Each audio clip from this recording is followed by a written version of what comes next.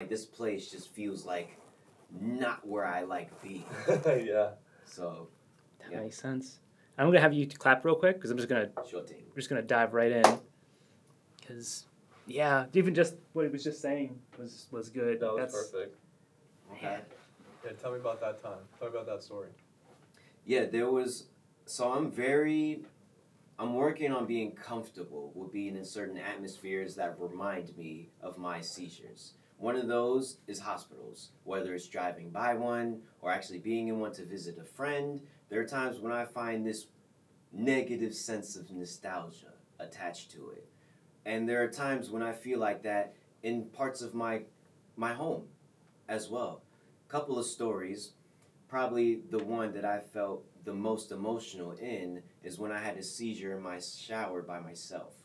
So I had one in there, and then there are these things called auras, which are kind of like they predict if you're about to have a seizure or not. And I had it. Imagine it like controlling throwing up. You know when you feel like it's coming up and you can kind of shove it down as well, and then it goes away. But then sometimes you're just like, okay, I need to throw up, and that's it. That's kind of like comparable to auras. So when I have those, they're reminders or predicators that I'm about to have an episode. So I had one in the shower, kind of shelved it, but then this moment of consciousness just went away. And then the next thing I know, I'm on my floor. Now, you know the shower tiles, how they look like? Yeah, I completely broke that. Like, take a sledgehammer, put it against the wall, that was the result. No scars on me. All I had was a migraine. I bit my tongue, so half my tongue is hanging out of my mouth, and I'm bleeding, and I'm by myself, which a lot of people don't recommend you be if you are someone who has epilepsy. But I'm also an adult, so it kind of balances with that. And there are moments when I'm by myself, but I just find myself in these weakened moments looking for strength. And then it wasn't until later on in life till I realized that I can create my own strength from within.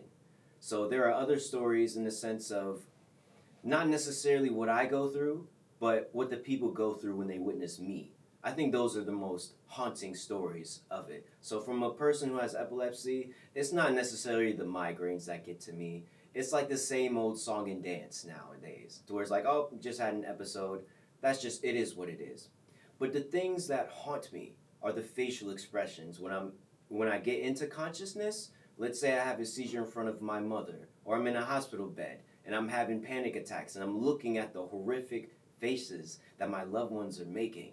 And that's what I remember the most. That's the thing that makes me the most uncomfortable. There was a time I had seizures on airplanes, in classrooms when I was 10 years old, and then I just remember, maybe this was 4th grade, and I remember the girl too.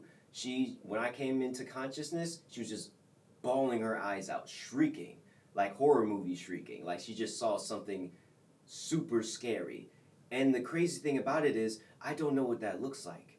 You know, the only thing that I can see are people looking at me. I can't watch myself have a seizure.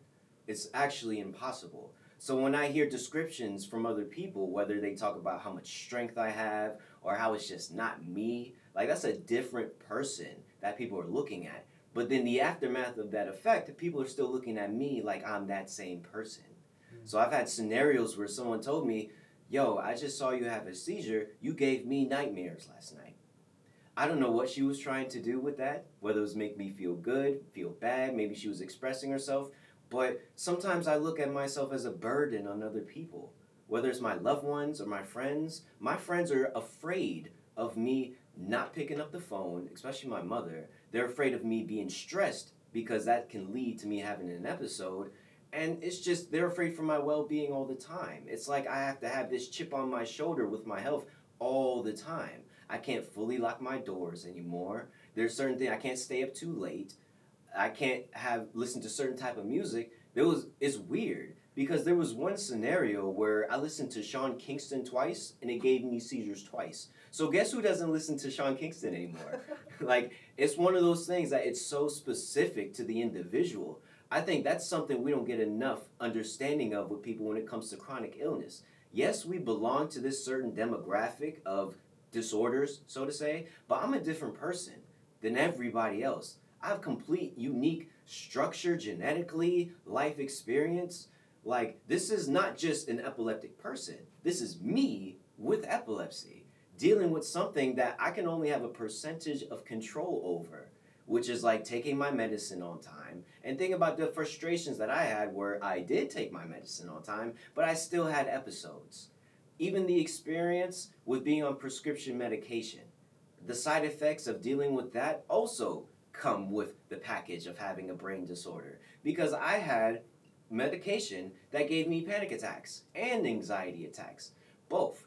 There were times where there's the hyperventilating, where I'm breathing uncontrollably in and out, in and out, and there are times where there's just unexplainable fear. There was one time where I went to my mother's house and I was afraid of her touching me. Completely made no sense. But I was in a state of panic and anxiety, not caused by my epilepsy, but caused by the medications. And you know what my doctor said? You haven't taken enough of them. Your body just needs to adjust. So not even just dealing with epilepsy, but dealing with the health system of like, am I just a test subject? Because at the end of the day, a patient cured is a customer loss. It's still a business. They don't want me cured. They want me treated for as long as I can, and then put me on medications that I can get treated for something else. Could be kidney damage, could be long-term effects of anything. So having this experience and learning from it, I'm constantly learning who I am with this struggle. And I try to find ways to where I can empathize with other people to be like, yo, I have this problem. You have completely different problems. I could have epilepsy. Someone can have an abandoned father, or maybe parents or no siblings who love them. But I want to find that middle ground of where we could connect. And that's through pain, struggle, stress. And I've learned how to deal with my struggle, pain, and stress by myself, on my own, studying my body, studying my mind, studying my spirit. How can I respond to this situation that I'm in, these cards that I've been dealt, that's still self-empowering? And that's when I focus on things that I can control. There's a story in which I had an episode, and ever since then, I started doing this.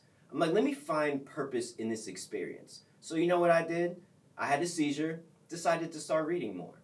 Has nothing to do with it, but I decided to create purpose out of nowhere. I could have an episode and start working out even more. So now I'm not in the trench, but it was a catalyst to growth. I look at energy as something that can be converted. So for a long time in my adolescent life, I had a bunch of pent up negative energy that I felt like I couldn't express to anybody because I felt like they couldn't understand me well enough to give me a productive response. But then I realized the productivity was in the communication by itself. I find just talking about it to people to be therapeutic, even if they can't say nothing to me back. Now I don't mind if I get the response of, oh, that's so bad. That sucks. I'm like, yeah, but guess what? I made it into something good. And that's how I approach everything in life now. So what it's like to have epilepsy, it really has to do with your mindset and perspective on it. Because I could have become depressed. I could have blamed the world. I could have hated my body. There was a point in time where I said I loathe my epilepsy. But then I realized that's me saying I hate myself. I don't want to do that.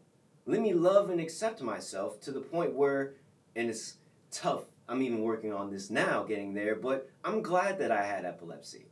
I'm glad that I had that experience to teach me things that not many other people have the chance to go through the experience and learning. Because I believe that experience leads to two ways, either trauma or wisdom. And I was very traumatized as a young kid, having trust issues with myself, with other people, with the medications, and just having a hard time dealing with the unpredictability of having this illness that I have. But now I'm looking at it as something that I can use to help other people.